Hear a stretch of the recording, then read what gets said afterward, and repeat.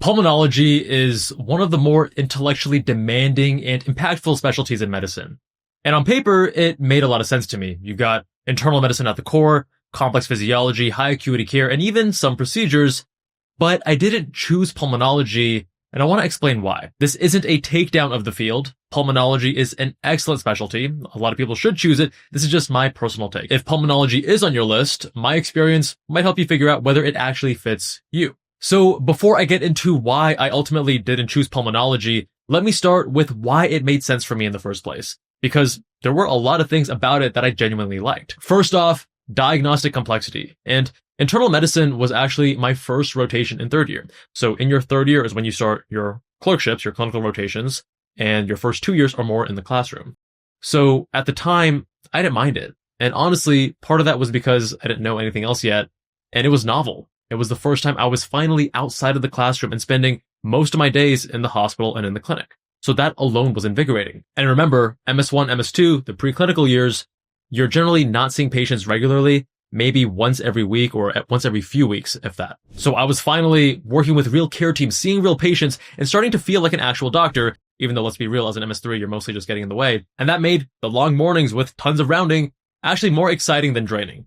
And I really mean I would spend entire mornings, sometimes even well into the afternoons, rounding with this internal medicine team. And again, it felt fine because I was learning a lot. I felt like a real doctor solving complex medical puzzles. I felt like Dr. House, just without the limp or the medical expertise. Because again, MS3. As a med student, you're not really solving anything yet. You're mostly just observing, asking questions, trying to be helpful where you can, and mostly just trying to not get in the way of the actual care team. But it's very exciting.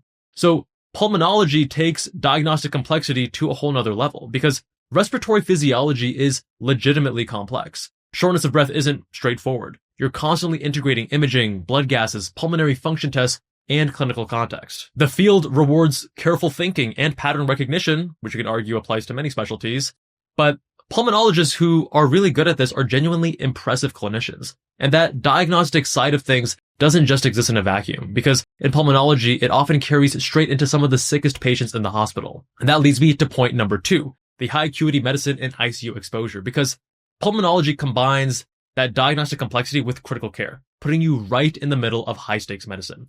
So you're managing ventilators, you're dealing with respiratory failure, ARDS, and patients who are minutes away from crashing. And when you help someone in the ICU, it's no joke, it isn't abstract.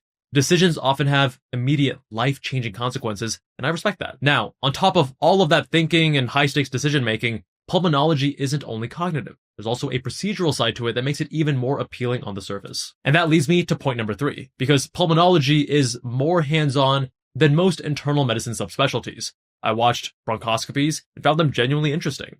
There's real technical skill involved in navigating the airways, doing biopsies, placing chest tubes, and performing thoracentesis. Interventional pulmonology is also growing rapidly for people who want even more procedural work. And if you're early in training, these are the exact kinds of questions that you should be asking yourself. Do you actually like procedures or just the idea of them? And by the way, if you want to pressure test that for yourself, there's a free quiz at specialtyquiz.com that helps you see what specialties actually line up with your interests, skills, and lifestyle. Number 4, the job market and compensation, because pulmonology also checks many of the practical boxes, so to speak. So there is a strong demand for pulmonology. A large portion of the workforce is nearing retirement, which has led to a projected shortage of pulmonologists and real job security. The compensation is quite solid, averaging in the low to mid $400,000 range depending on your practice type. But beyond compensation, pulmonology offers incredible flexibility with a mix of inpatient consults, outpatient clinic, and ICU work.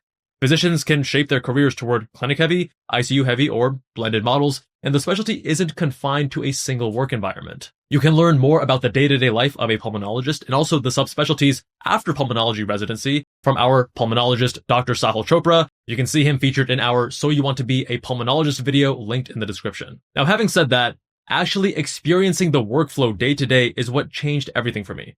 And this is what I didn't really like. First, let's talk about the ICU, because it sounds good on paper, but experiencing it is something else.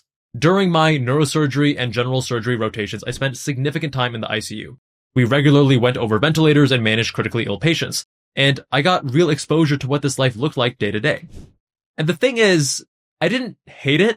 The pathophysiology is interesting, and understanding ventilator mechanics is satisfying, but I also didn't love it. So for me, the ICU felt like a means to an end, not the main event. I wanted to be in the OR doing the procedure, not managing the aftermath.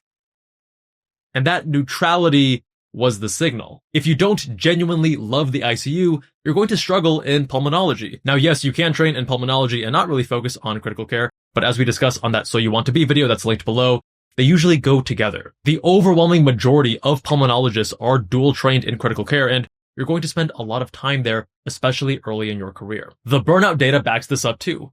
Around half of pulmonologists report burnout. Critical care has one of the highest burnout rates of any specialty, and many say they'd accept lower pay for a better work-life balance. The ICU realization wasn't the only thing that stood out once I began to understand how different specialties function. Once I rotated through more procedural specialties, my preferences became much clearer. I started thinking about specialties along a spectrum.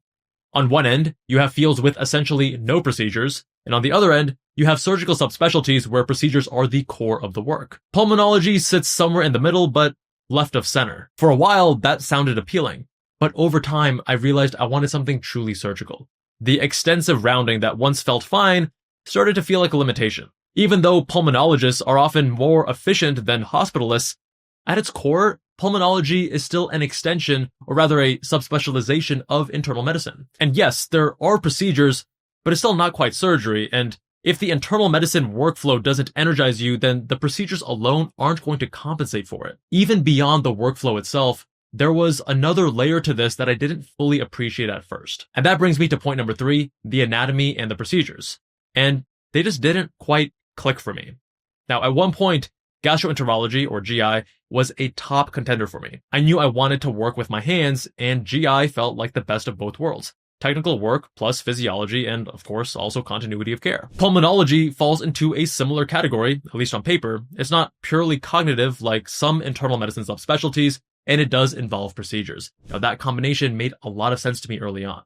And more than that, I loved my pulmonology block in medical school. And that's during MS1, my first year, during my preclinical years in the classroom. And in my preclinical years, it was cards, GI, and pulm that were probably some of my favorite subjects, also neuro in there as well. I found the subject matter fascinating, and pulmonary physiology in particular really clicked for me. It's very physics-based. Same thing with cardiology, actually. Now, I've always been drawn to the physics of gas exchange and the way that the pulmonary system works. Intellectually, it felt very engaging. But the thing is, different anatomy is also going to resonate with different people, and that's okay. And for me, the anatomy and the types of procedures in pulmonology didn't really excite me the same way over time. What you work with day to day matters way more than people realize. Remember, it's the bread and butter, the stuff you see day to day, not the sexy zebras, the one rare condition you see once in a blue moon, because the bread and butter is what you see day in and day out. And as I went through my training, I found myself drawn more to other organ systems and, again, even more to surgical anatomy. This led me to a key realization, and this is something I want you to understand. Don't go into pulmonology thinking that the higher acuity and the added procedures are going to add enough spice or flavor to fundamentally change what internal medicine feels like day to day.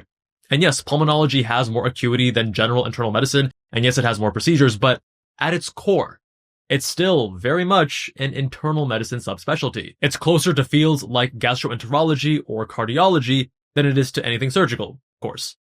And for me, that wasn't the challenge or types of hands-on focus that I was looking for. Next, the training length. Pulmonology requires, of course, 3 years of internal medicine residency, just like any other IM subspecialty, plus 3 years of fellowship, and even longer if you pursue additional subspecialty training. I had to ask whether that time investment was aligned with what I wanted in the long term.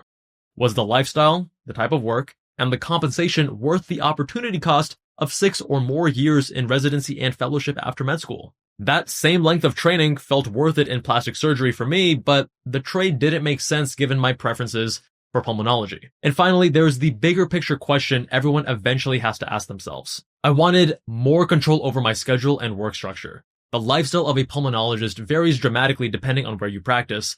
A large academic center with good coverage is manageable, but a smaller hospital with less support means you could be on call quite regularly. The 7-on, 7-off ICU schedule sounds great until you actually live it, because those 10 to 12-hour days are long, they're intense, and managing end-of-life care regularly is going to take a heavy emotional toll. Ultimately, pulmonology didn't align with the life that I wanted to build. This is not a criticism of the field. It's something deeply personal. You have to be honest about what you want your life to look like. So when I put all of this together, that decision became very clear to me. So should you choose pulmonology? Pulmonology may be a great fit if you enjoy the physiology, diagnostics, and high acuity medicine and genuinely love the ICU, not just tolerate it. But if you want predictable hours or frequent procedural wins, it might not be the right fit. The decision comes down to your personality, your priorities, and the kind of life you want long term. Medical school gives you exposure, but it doesn't hand you the answer. That part's on you. Visit specialtyquiz.com for more specialty fit ideas. And if you think pulmonology could be right for you, then check out this video right up here with pulmonologist Dr. Sahil Chopra.